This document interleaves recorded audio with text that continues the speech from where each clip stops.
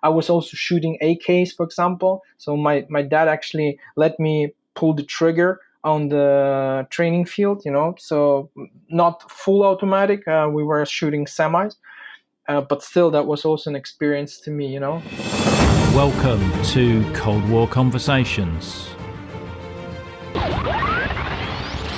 The Chinese army, the Chinese police are advancing through the city from a variety of directions on Tiananmen Square at the heart of the city, where the student demonstrators for democracy have been for so long. Astonishing news from East Germany, where the East German authorities have said, in essence, that the Berlin Wall doesn't mean anything anymore. There is a clear sign tonight that hardline Czechoslovakia now is beginning to give, that it is feeling the dramatic changes taking place in next-door East Germany. By allowing the East Germans passage to the west, Hungary has broken a 20-year-old agreement with its Warsaw Pact ally. But like the refugees, the reform-minded Hungarian government is looking west for its future. Andrej's father served with the Soviet army in East Germany. He grew up on a Soviet military base and shares his childhood memories as East Germany began to disintegrate. So, would you like one of those Cold War Conversations coasters you keep hearing me talk about? It's easy, just sign up to Patreon, and for the price of a couple of coffees a month, you'll be helping to cover the show's costs and keep us on the air. Plus you get that coaster too. Just go to coldwarconversations.com/donate. So back to today's episode. Andrej's father was a lieutenant in Signals stationed at Rudersdorf and Prenzlau Soviet bases. He provides a fascinating child's eye view of life on the base and in his East German kindergarten, as well as insight into the changing mood of some of the East German population to the Soviets as East Germany began to disintegrate. Next week there'll be a second episode with Andrej where we hear his experiences as a child refugee in West Germany after the wall fell. Make sure you're subscribed via your favourite podcast app so you don't miss that. I'm delighted to welcome Andrej to our Cold War conversation. I was born on February 26, 1984 in Ukraine, or former Soviet Ukraine, say it like that, in the city of Mogilov-Podolsky, which is in the Vinnytsia region. It's more to the west. Your parents, what was their occupation? So my mom was working there's a factory which was producing a lot of mechanical and electronical parts for the civilian market, and also dealing with government requests such as for submarines and say like for the defense sector. And my mom was actually in charge of the documentation. She was the head secretary, in charge of the orders and so on. She had access to classified documents, etc. And my dad was prior going to the army. He was in the Navy, but the civilian Navy. So he was actually traveling a lot around. He was in Odessa, stationed in Odessa. And he was a mechanic and chief. So he had two jobs at once, and he was also at the 24th Soviet Antarctic expedition. And he traveled all over the world with the ship. So he was in Cape Town, Maputo, everything is in Africa. He went over to Rio de Janeiro, and everything in between. And my mom was also traveling in almost all republics of the former Soviet Union. Wow. But your father, it sounds like, was far more well-traveled than most Soviet citizens. Yes, that's true, because he had the opportunity to go to other countries, and the ship which he was traveling with was the Bashkiria. So it was a civilian cruise, but they also delivered from time to time special equipment such as for measurements and so on to the Antarctic. And he was there at the Soviet station Mirny, and in Bellinghausen. So he was actually traveling there around, and he had the opportunity to see way more than others in the Soviet Union. That's true. Yeah, because I was aware there was a Soviet base in the Antarctic, and presumably his ship was involved in resupplying them. They were doing resupplying, but as I mentioned before, it was a lot of the dry food, like the MREs, meals ready to eat. And he told me just when was it, a couple of years ago, I was asking him what kind of devices did you actually deliver, and he told me that there was straight civilian, just for measurements of the temperature. There was also like some other interesting things which were done for scientific researchers. So nothing military. I assume they had something military, but the things which were actually delivered by that ship were mostly civilian. Right. And you mentioned that your father transferred from the merchant navy to the army. Was he conscripted into the army, or was that volunteering? Volunteering, not he just had my mother when he met my mom. My mom also told him it would be a good thing to try to go abroad, for example, to a different country where the Soviet forces were staying. So all over in Eastern Europe. But she said let's try to go to East Germany, and he actually joined in the military. Everything was actually working fine out, and after he joined the military, he was going through basic training, and then they moved actually to East Germany. Okay, and where in East Germany did they move to? At the beginning, it was like this, that my dad was stationed not far away from the headquarters of the Soviet troops stationed in East Germany. It was Wunsdorf. And then later on, we were like in Rüdersdorf and Prenzlau. So all over the place. Right. And what was your father's rank and role in the Soviet army in East Germany? My dad was a lieutenant, and he had a lot of. It was actually mainly with communication. So basically, nothing counter-espionage, but establishing communication between units, etc., etc. Right. Okay. And what did your mother end up doing when she was in East Germany? This is a very interesting story because not many people can actually. I don't love to brag with stuff, but this is what I actually can brag with. Go on, go for it. my mom was once so. Just prior moving to East Germany, what happens is when I was born, my dad was on a ship, and my mom sent him actually a telegram. So what happens is my dad actually found out that he knew that I was born, but he was on a race for almost 4 months. So I still have the telegram at home. That's a very interesting thing. And then oh wow. What happens is that after he arrived in Ukraine, we moved into East Germany. And my mom was actually, as a member of armed forces, officer or armed forces, a member in East Germany. There was not a lot of to do in the garrison. So there were like some jobs and everything, but everything was small. And my mom recognized one thing that she explained to my dad that let's try one thing. I will try to get a job on a German VEB. It calls Volkseigener Betrieb. Back in the days, East Germany, everything was owned by the government. And it was actually a sugar company. They produce sugar. So my mom, before talking to the Germans, she had one thing in mind: to get me into a German kindergarten so I can learn German. And but there was no special law in regards for service members or military family members to work on a German company or in a German company. So she went to the commander in Wunsdorf and asked him, is there any law saying that I'm not allowed to work for the Germans and just get my kid to a German kindergarten? So the commander said, we have nothing against it. I mean, there's no law which just tells you it's not, it's forbidden. try your luck. So my mom went to that company, to this factory, and she asked if it's possible to start to work. So the East Germans said, like, of course, no problem.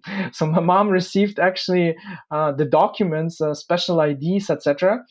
And once she got the job, she actually went back to the base, and a lot of officer wives and regular soldier sergeants, like their wives were doing nothing. So basically, they were just sitting in the base and just doing nothing, and just waiting till the husband is coming back from service and so on. So my mom actually uh, told those girls and women, and she actually brought around, what is it, like around 35 women to the company. So they were actually working on a German company. And then what happens is, once my mom started to work there, she received the permission for me to get into the German kindergarten.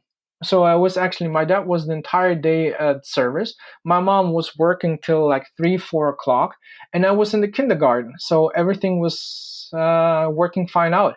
And the funny thing is, because she was actually earning more than my dad. She was a civilian, but she earned way more than my dad, and that actually helped a lot, because like I got into the German language and so on, getting the mentality after a while. I was a kid, but still, it was actually a very good time. Very good time. And what was it? I mean, presumably you were the only Russian or Soviet child in this kindergarten.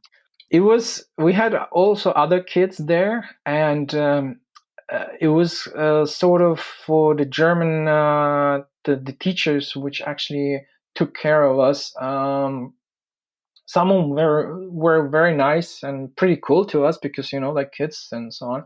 But there was one lady, she just couldn't stand me and some other kids, and she actually closed me in the restroom and turned off the light and left me there like for 3 hours.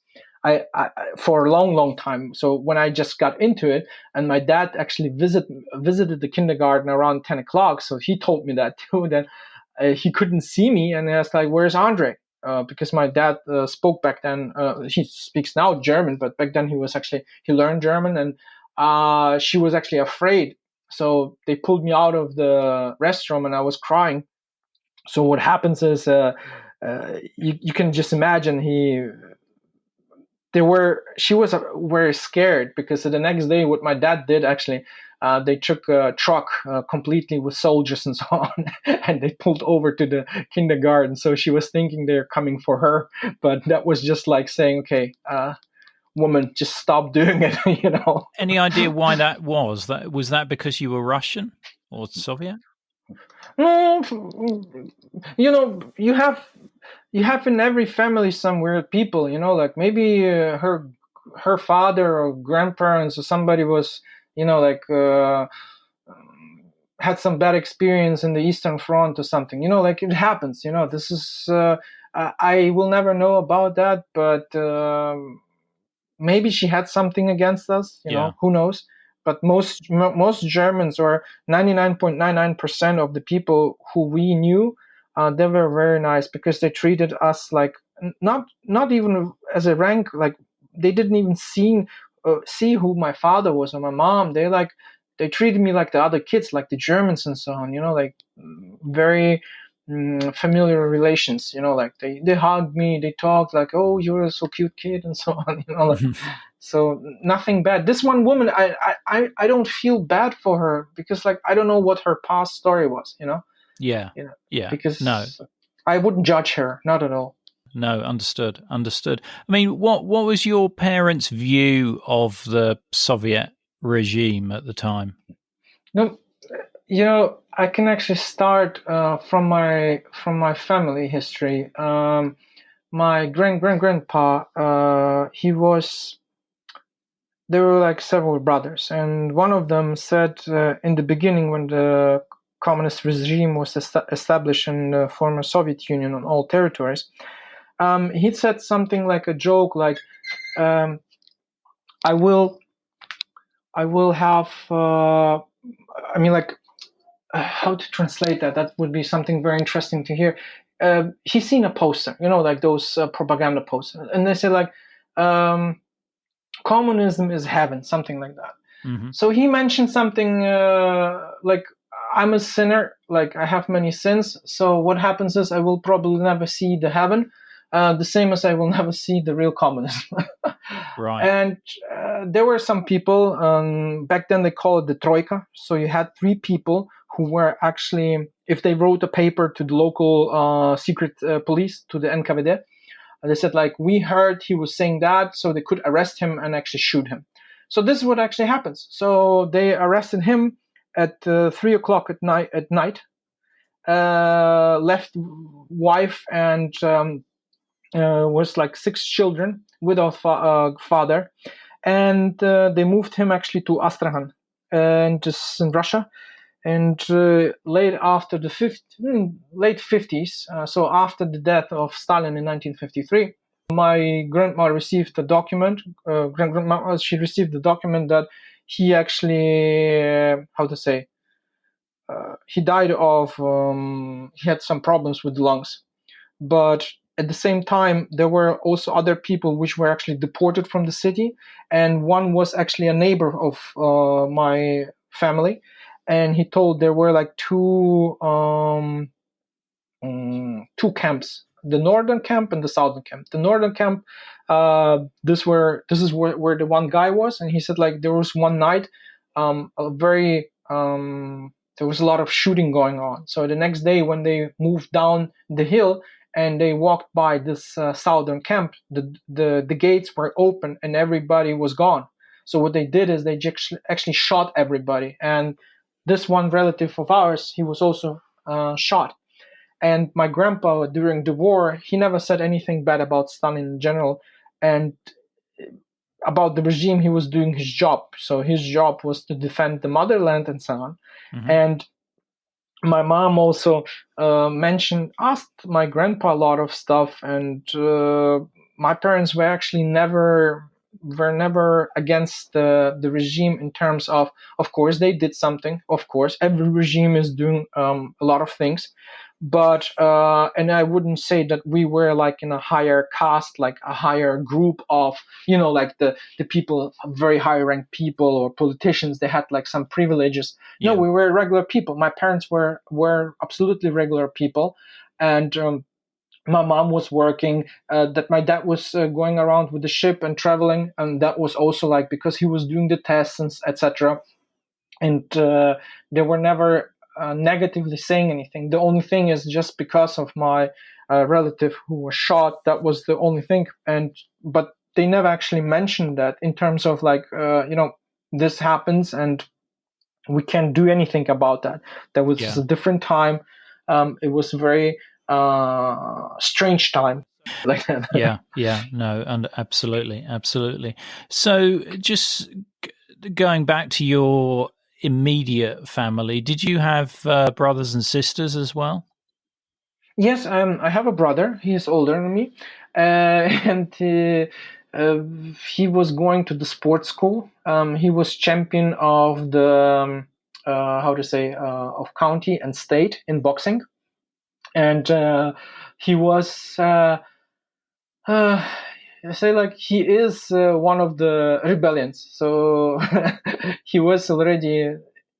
When I was actually living in East Germany, he was with my grandma in Ukraine, and he have seen this entire changes in the 80s coming on. So he have seen that movement in Ukraine, like how people were actually already like preparing for independence, etc. So my brother was actually sort of also in that involved, say it like that, a little bit. So this. Right. But that's it. No, that's fine. So when you were living in East Germany, what sort of accommodation were you living in? We were living, so when we just arrived, what happens is in the base, there were not enough places. So they sent my dad, me, my mom, and my brother, because he was for the couple of months in East Germany, and then he moved back to Ukraine and then got back again to East Germany. So we were living in barracks, army barracks. And they were quite well. They were say it like this. They're not bad, but I wouldn't say it's something good. Yeah. Would you say they were pretty basic? Spartanic. Yeah. Yes, they were very basic. And my dad was there for a while, and then after that, he actually received the orders to move to a house. In this house, we had, I think it was like 4 or 5 families. So it was in the base, on the base. And the house was almost in the center next to the woods, and was actually very beautiful. And I just I remember a lot of, even though I was a kid, small guy, I remember the house. It's just like yesterday. It's weird. Yeah, it's amazing how some things from your childhood just seem, like it was yesterday. Yeah. And what was it like living on a Soviet military base as a child? I mean, was there a lot of security, or what was it like? You will laugh, but it was actually a very friendly environment. It was more like a family. You could divide. You had the snobs, so the flyboys, actually the guys from the Air Force. They were pretty nasty, honestly. So we were stationed. My dad was stationed for like 2-3 months on the base, where most guys were either helicopter pilots or MiG pilots. So those people they're flyboys. They're very snobby.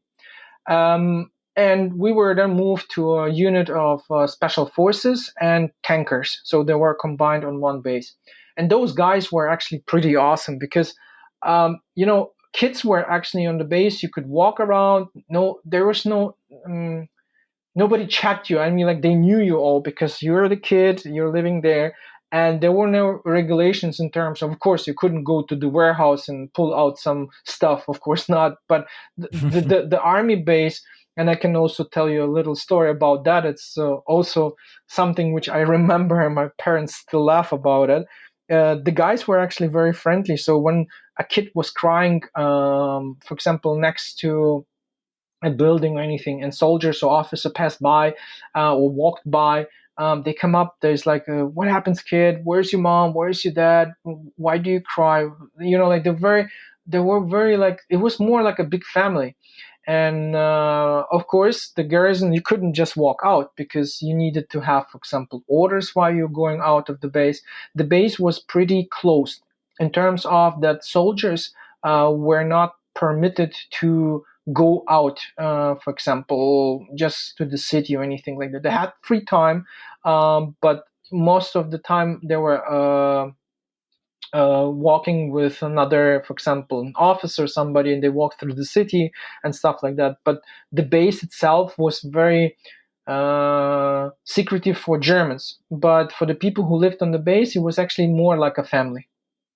Right. So the Soviet army in Germany was kept very separate from the general East German population in the main.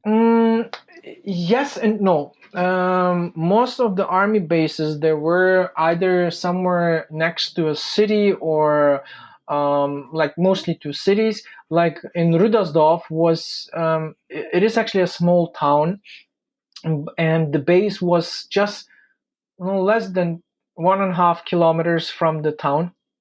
It was in the woods, and that was former one of the army bases, or not army, was the Waffen SS was stationed there.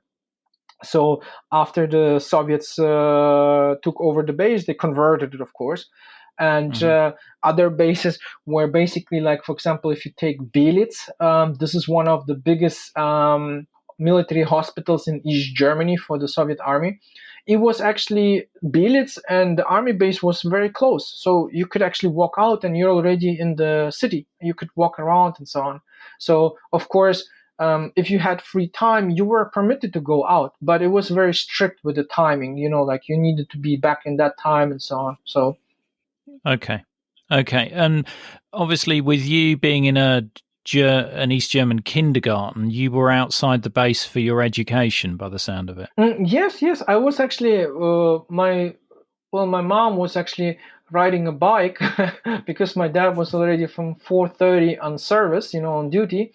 So my mom, she had a bike, and there was a little seat for children. So we were actually riding for 1 hour from the base because it was far away from the other city. It was close to another city, but the one place where my mom worked was 1 hour away. So every morning I was actually sitting there, and my mom was riding the bike, bringing me to the kindergarten, kissed me, of course, hugged me, walked to work, and I was actually there for the entire day. So Okay. And did you have East German friends then? yes, we there were a lot of kids which were playing with us. We were actually also they done a lot of sightseeing. So we went to Ukazee. It's in Prenzlau. It's also like you could actually go there. So that was actually where the Zuckerfabrik was, so the sugar factory, said like that. And Prenzlau is actually very beautiful, and they have a very big lake, and we were doing a lot of tours with the kindergarten. So we had like kids like grabbing each other arm, and then two teachers at front, two at the back, and then we walked over and eating ice cream, and the kids were always playing with me. I can't remember the names of those guys, but they were pretty cool. I mean, like children, we played. Yeah, no, absolutely. But presumably you couldn't invite them back to your home. No, this was actually, it was sort of a thing that I would say that was maybe like an absolute no-go, because to get on the army base, you would need to get the right papers, because, like they were allies, the Soviets and the East Germans, but still the East Germans and Russians, or the Soviets, had secrets. And, an army base is say like a secretive unit, say it like that. So it's not permitted for everybody to walk in. This is the same like in Germany now. Try to get into an U.S. Army base. You can't if you don't have the installation pass or the ID. If you're not working, for example, for the AFIS, Army Air Force Exchange Services, or anything like this, you won't be able to get in. So the same was actually with the East Germans and the Soviets. Yeah. Okay. That's understood. Now, you said that you had an interesting story about you on the base. There were actually this is actually three things which I remember very well. There, like I can actually picture them. The first story was actually the house in summer. We open always the windows and doors, because always fresh air. And there was next to our house, less than 60-70 meters, the soldiers were doing PT, so physical training. And what they did is actually they took the AKs, the Kalashnikovs, and they put them together, like they stand. You need to imagine like a pyramid. So if you have 4 AKs, you kind of like put them together, and they stay like a cone. Yeah. No, I've seen that. And what happens is, you just imagine that I was like 3.5 years old, and I've seen how the soldiers actually were sneaking in the ground and training. So what I did is, from the house, I have seen the AKs, and the soldiers were actually taking a break because nobody was thinking that somebody is taking an AK on the base. So they left them less than 7-8 meters, and they were laying in the grass and enjoying their break, eating and so on. So I actually sneaked up to that AK cone and grabbed one AK.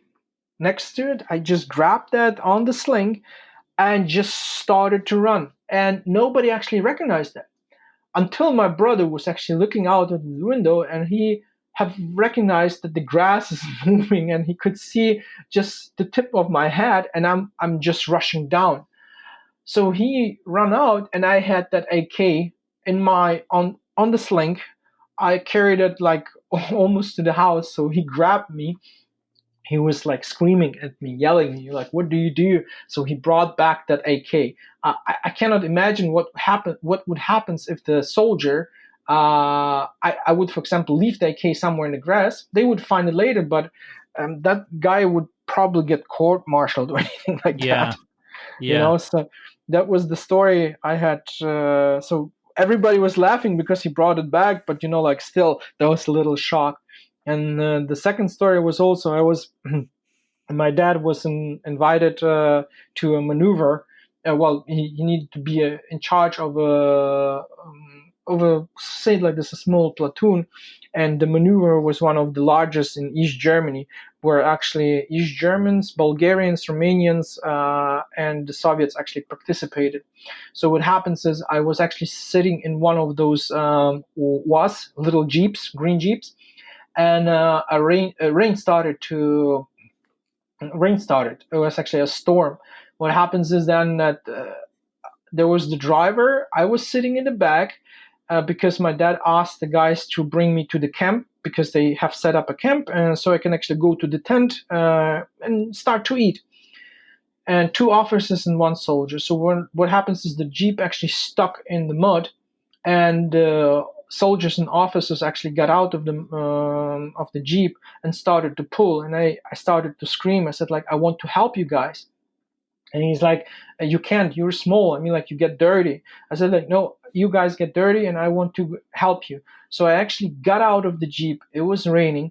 And I started to help the soldiers to push the jeep, and we got out of it. So once we arrived at the camp, my dad was like, what the heck is happening with him? And they told him the story that I helped.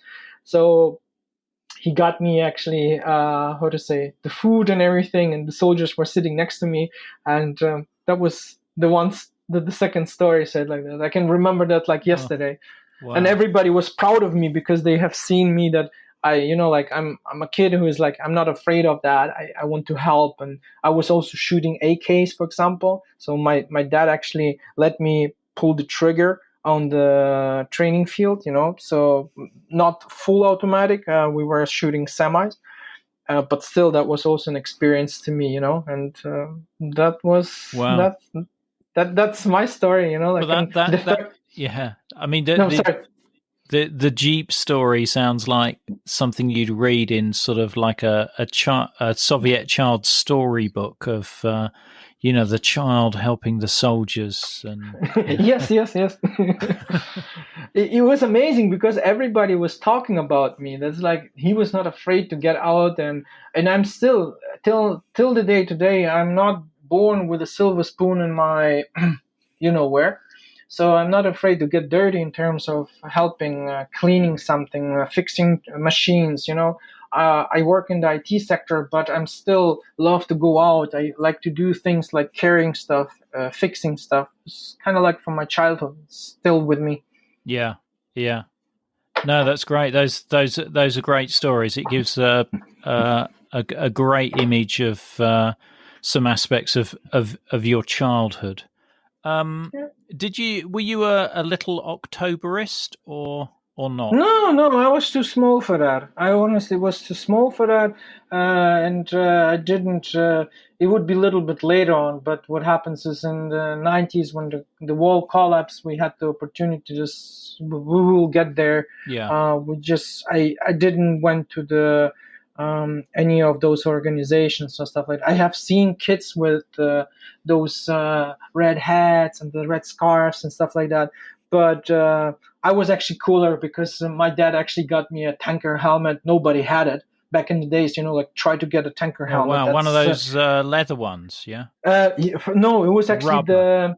Yeah. And he gave me actually the army shuffle, which every soldier carried. And he had got me also a sergeant bag where he had the map case. So I was actually the coolest kid in the entire neighborhood. I had that tanker helmet, I had the sergeant bag, and I had the shuffle where I actually played in the, like sandbox, Yeah. I was building sandcastles with it. So that was way better than those Octoberists. Right, yeah, no, absolutely. So what did you do in your spare time when you weren't at school and you were just on the base? I mean, was there a playground you could go to, or what did you do? Just imagine you are a small kid and you're living on the army base and you have a lot of things around you. Of course, we were, one thing was not permitted for us is to go to the hangars where tanks were staying, well, vehicles, because it's movement and we're small kids, so somebody can drive over us even without recognizing.